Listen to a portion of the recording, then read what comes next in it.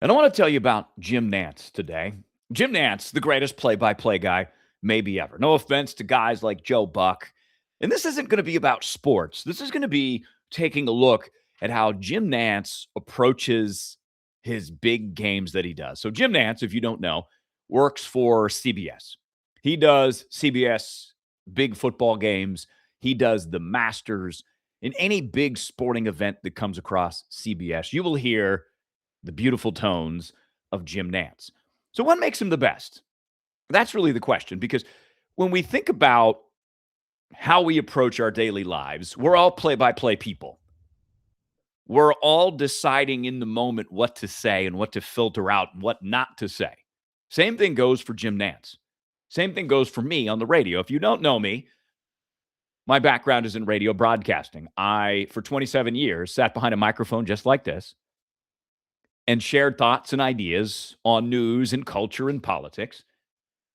And I had to approach those shows a certain way because the best skill that you can learn is the skill of adaptability, adapting to what's happening in front of you the way that Jim Nantz does. I'm going to use the Masters a couple of weeks ago as an example because there were all kinds of storylines for Jim Nantz to follow.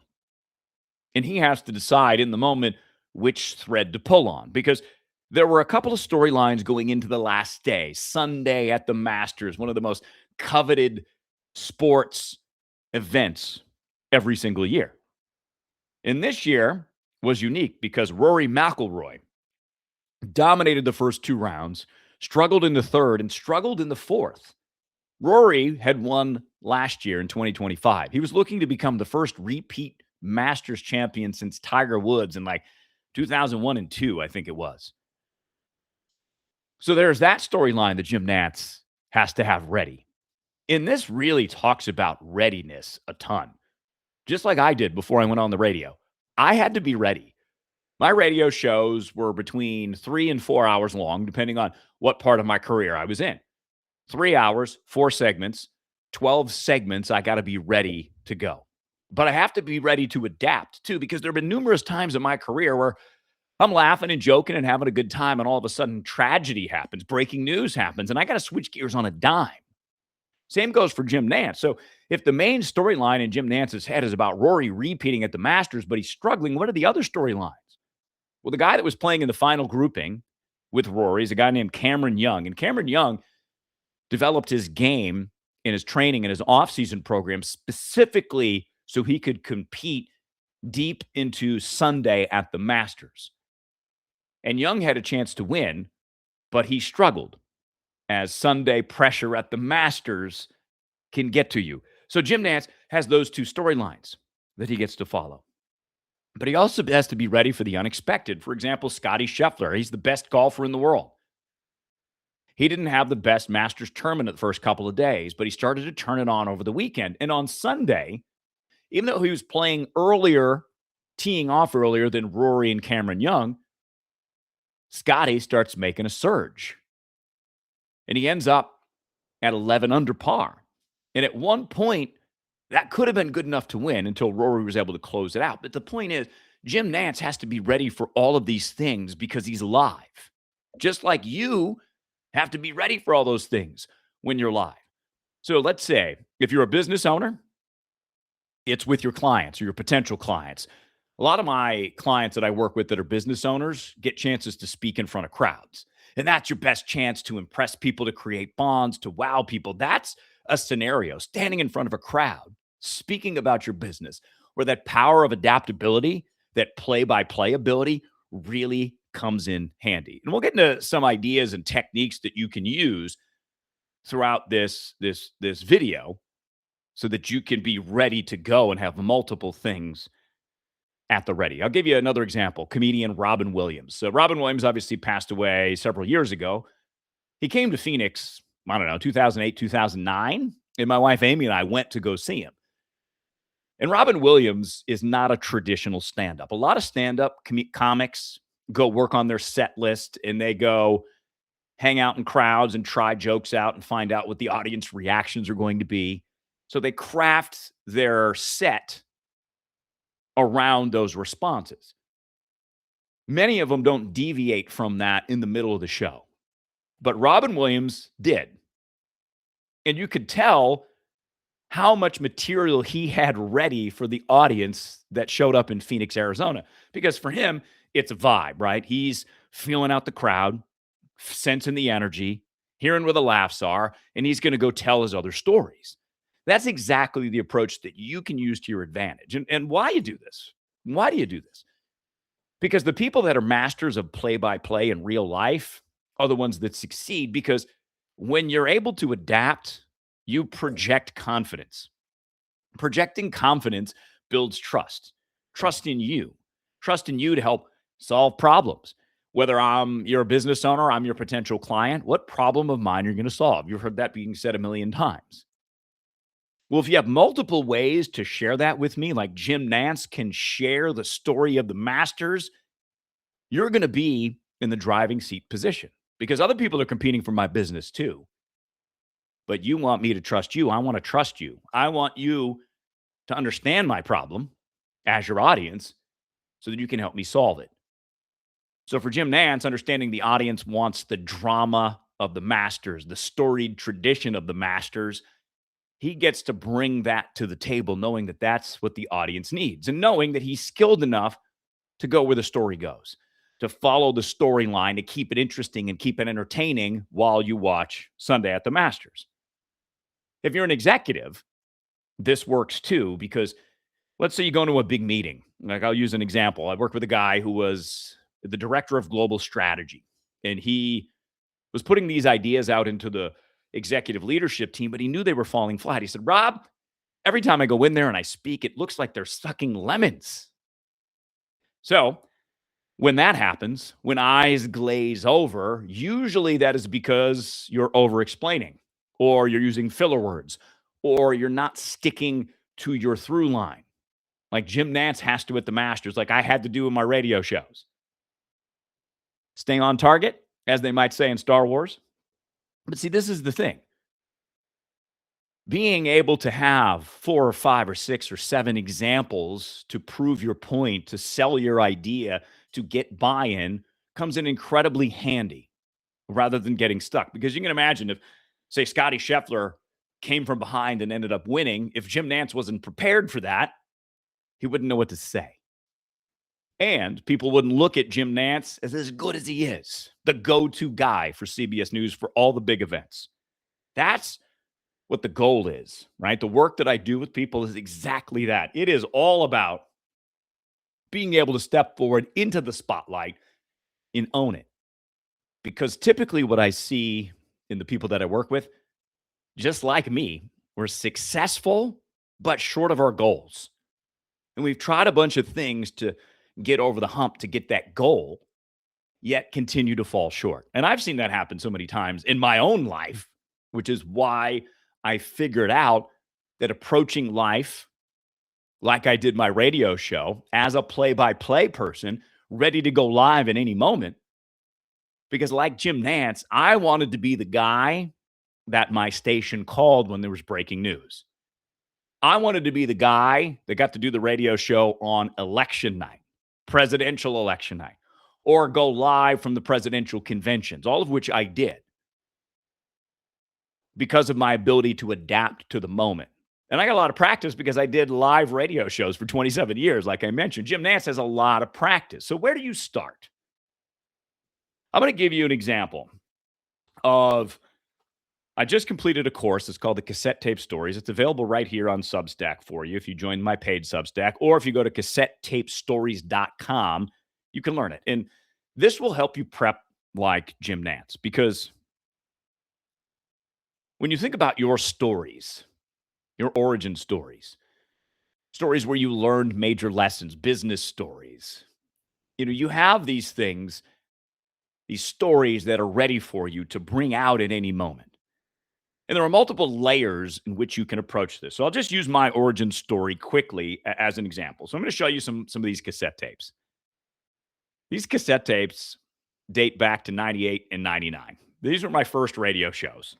WERS 88.9, Emerson College Radio. But I have multiple places I can go with these. For example, this one right here This is from New Year's Eve, 1997. This was the first solo radio show I ever hosted in my life. I got to throw a New Year's Eve hip hop party in Boston, Massachusetts on 88.9 WERS. That's a cool moment because you're stepping forward, moving towards your goals. So I can share that story. On this tape, this one's from 98. My co host and I at the time, Begway Brown, AKA Optimus, got to interview Corrupt. Corrupt, one of the most well known MCs on earth. He's affiliated with Dr. Dre out on the West Coast. And for him to be able to come through our radio show was one of the dopest moments of my life, still to this day. And at this time, I was 20 years old. And I got to interview someone as big as Corrupt. That's cool. So I got that story, and I can tell some stories about how Corrupt was and how awesome he was and how welcome he was to me. And that brings up something else. Because one of the things that was really interesting about doing the hip hop radio show is how much it expanded my perspective and opened my mind up to other realities other than my own. Because at this point in life, I understand something fundamental. Each one of us has our own reality that we get to craft and we get to create and we get to live in.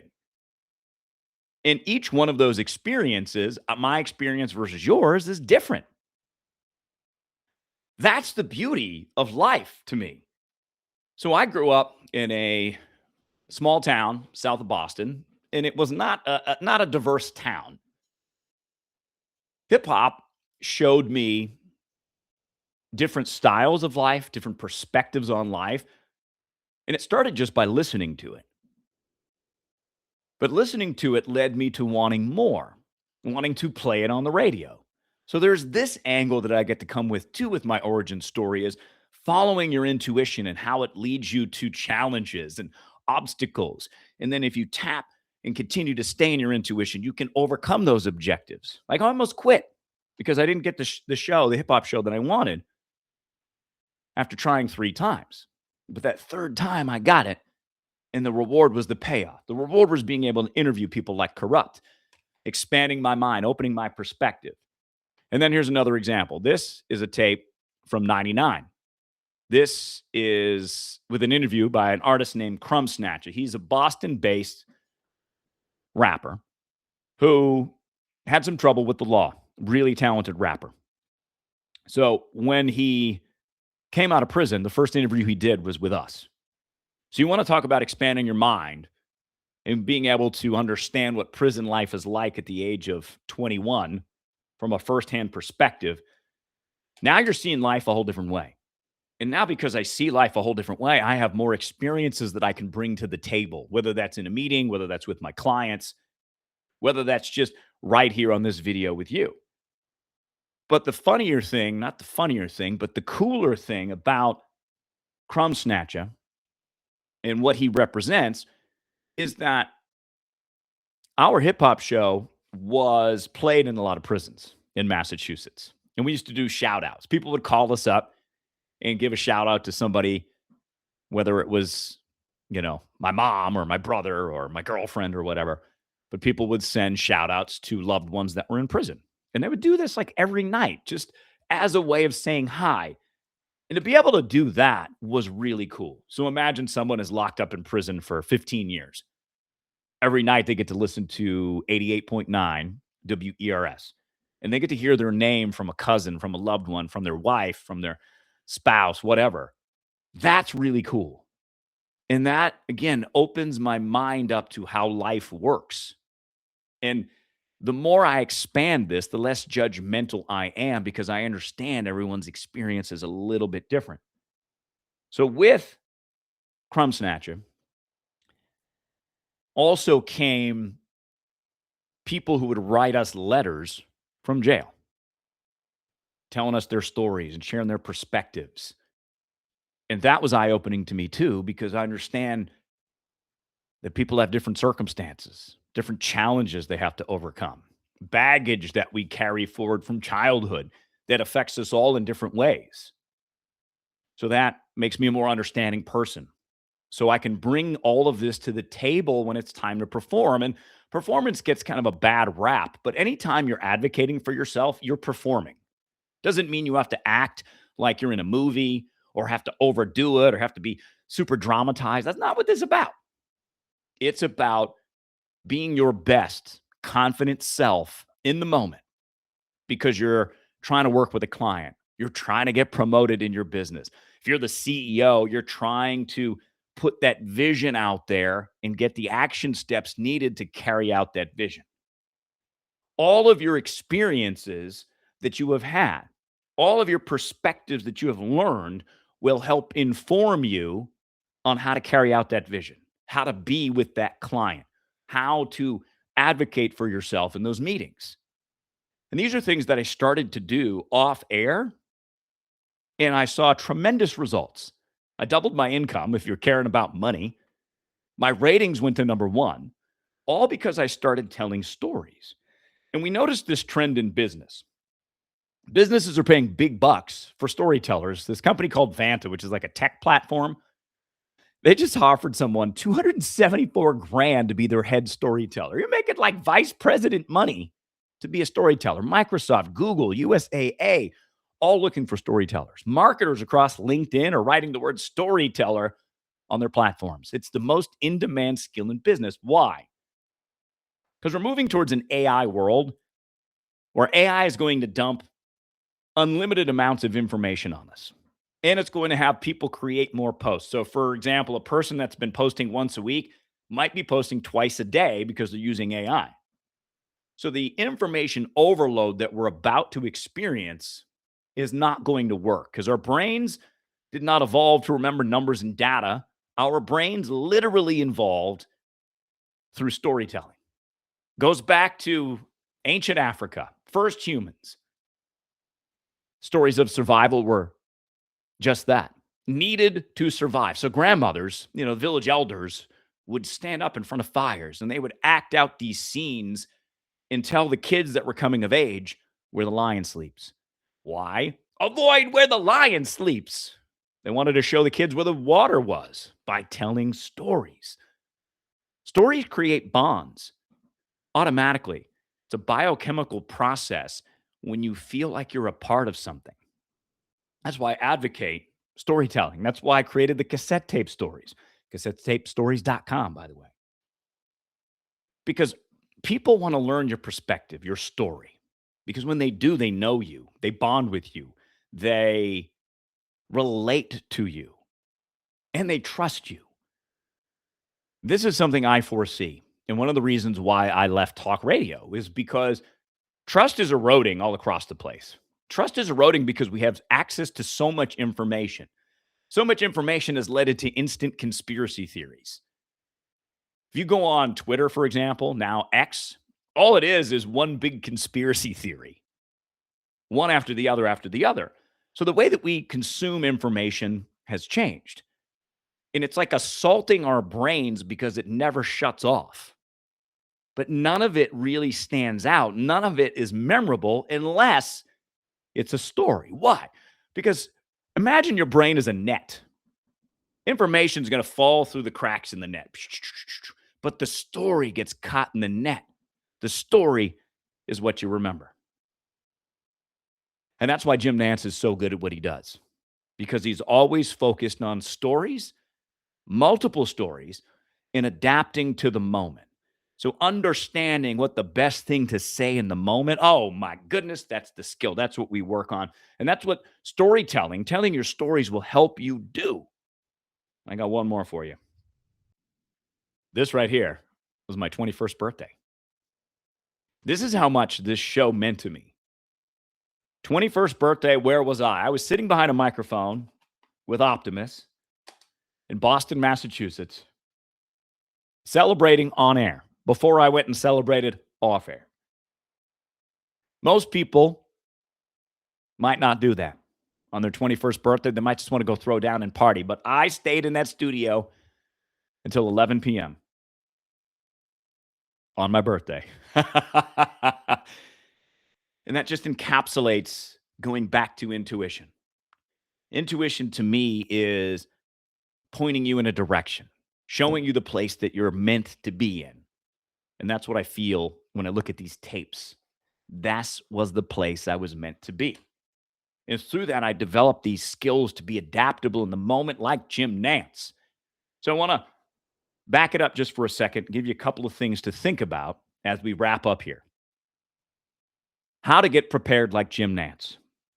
Depending on your scenario, if you're a business owner and you're talking about your business, what are 3 to 5 different ways you can share a story about your business and what it does? Here's how I think about that.